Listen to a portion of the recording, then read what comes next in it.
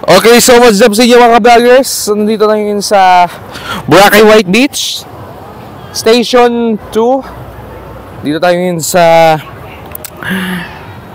harap ng Epic Bar and yan.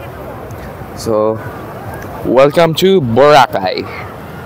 Okay, behind the scenes muna tayo and Boracay updates for today. Kasi meron tayong behind the scenes shoot kasama si Borator TV. Yan. O Boracay Tour TV. Kasama ang aming mga guest namin. Sila Ma'am Queenie at yung pamilya niya. So, gagawin muna natin. Ayan o. Just for about update hanggang maghintay mo sa sunset. At syempre, yung ating mga ka-vloggers natin dyan kay Isla. Yan, kung kay Boracay Tour TV din. Okay. Sana may sunset to mga ka-vloggers. At dami nagpaparasailing ngayon.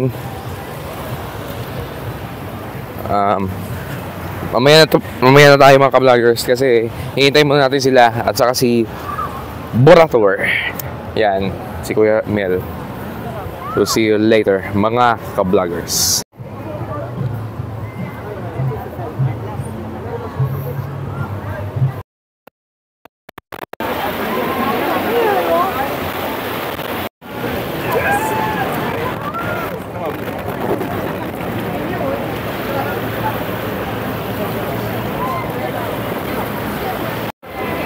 Okay mga ka-vloggers, nakasakay na sila.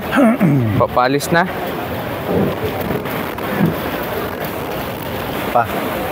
Pamapurm na. Okay. Nakasakay na nila at babalik mo tayo sa vlogging namin behind the scenes of our guests. So, see you later. So, yan mga ka-isla, nandito tayo ngayon sa front beach sa tapat ng Army Navy. Yan, Army Navy. Yan. So, yung ating guest for today is nagparaw. So, yung paraw is 30 minutes lang yan or sunset time. Kahit hindi sunset time, basta 30 minutes lang siyang tatakbo sa gitna ng dagat. Yan. Then,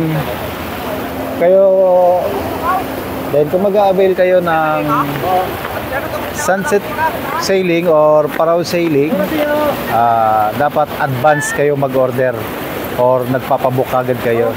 Kasi pag hindi kayo nakabook dyan at on the spot lang kayong bumili ng ticket, maghihintay kayo ng matagal guys.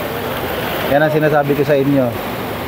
Dapat advance yung inyong booking or advance ang inyong ticket para nakapila na. Okay? So ayan, ganyan karami. Ganyan karami yung mga paraw pag gantong oras.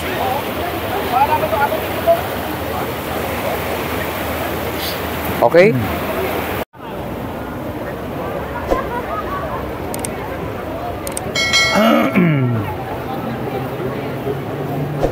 That's it. Kalamansi.